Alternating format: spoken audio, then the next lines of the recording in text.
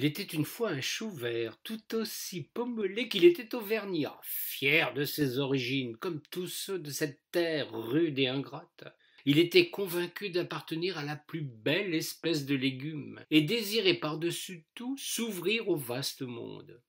C'est ainsi qu'au hasard de ses pérégrinations, il fit la connaissance d'une rose, avec laquelle il se sentit immédiatement en communion d'idées.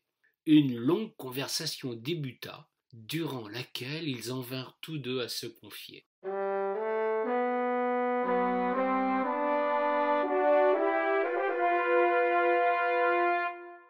Nos deux amis devisèrent tout d'abord de contraception. La chose peut paraître vous surprenante pour ceux qui sont nés en ce siècle 21e de cette ère, mais elle paraîtra très naturelle à leurs aînés à qui l'on avait voulu faire avaler que les garçons naissaient dans les choux, tandis que les filles surgissaient d'une rose sans même se piquer, ce qui au passage en disait long sur la nature de la femme. Le chou avait, doit-on s'en étonner, les idées larges et une conception assez novatrice de la sexualité. C'est ainsi que ce diable des légumes rêvait de s'accoupler avec un homologue bruxellois. Une lubie sans doute, à moins que ce ne fût un désir profond d'assumer ce qu'il était au plus secret de son être. La rose, émue par cette confidence, lui confia à son tour son rêve. Celui-ci, s'il ne bouleversait pas la théorie du genre, n'en demeurait pas moins épineux pour la belle. Elle en pinçait pour un œillet d'Inde.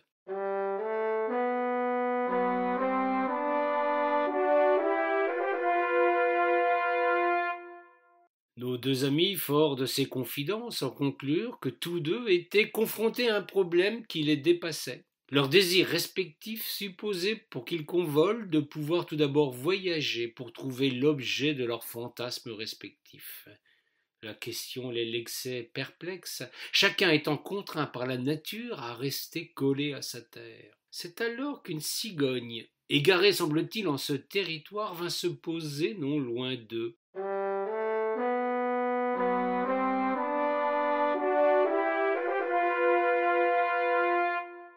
L'oiseau au long bec est réputé pour sa curiosité tout autant que sa faconde. Bien vite, elle prit part à la conversation.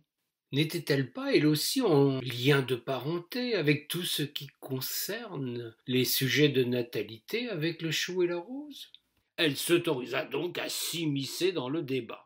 L'oiseau suggéra alors de mener l'un en Belgique et l'autre en Inde par la seule force de ses ailes. La proposition fut naturellement accueillie avec ferveur par les deux plantes.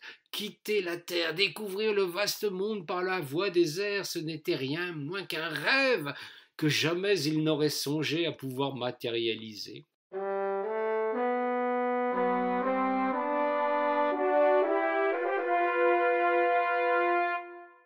Ils acceptèrent, sans se rendre compte réellement des difficultés de la chose. Le chou se pâmait, la rose s'ouvrait plus encore, exhalant un doux parfum exotique. Le trouble, tout autant que la patience, les coupait totalement des tristes réalités de leurs conditions terrestres. La cigogne, plus pragmatique, leur demanda comment ils comptaient couper leurs racines, l'oiseau ne disposant pas d'un quelconque objet tranchant. La rose, poussée sans nul doute par une intuition toute féminine, conseilla à la cigogne d'utiliser son bec pour la libérer, elle ainsi que son compagnon de contingence terrestre. L'oiseau découvrit ainsi qu'il disposait d'une arme redoutable. D'un coup de bec virulent, il coupa la rose. Il lui fallut un peu plus d'effort pour que le chou se retrouve sans entrave. Cette fois, une nouvelle question s'imposait. Comment transporter ces deux passagers? L'oiseau ne disposait pas d'un habitacle susceptible de prendre en charge un chou si rond qu'il risquait de tomber au moindre trou d'air. La rose, quant à elle, ne lui aurait posé aucune difficulté pour peu qu'elle accepte de se glisser dans son bec.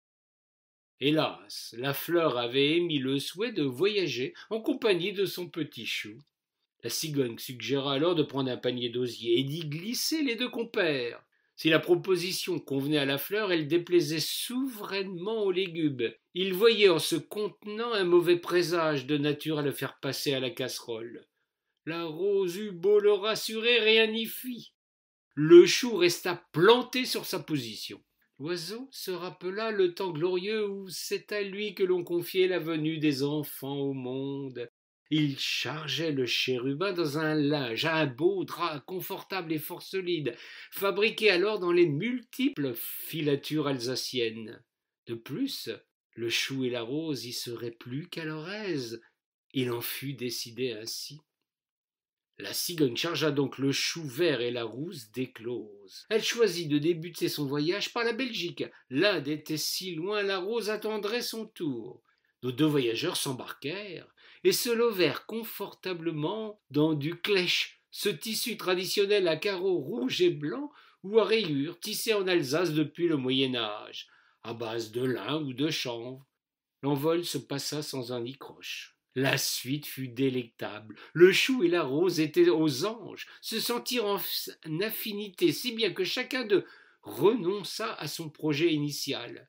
Ce qui se trama alors dans le clèche demeure éternellement une énigme.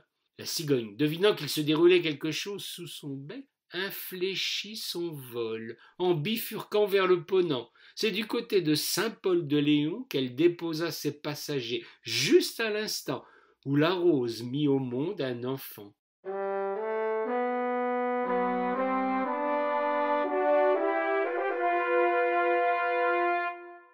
Un chou-fleur, fruit des amours adultérins et aériens de nos deux amis. La cigogne s'en retourna chez elle en Alsace, heureuse d'avoir pu contribuer ainsi à la création d'un nouveau légume.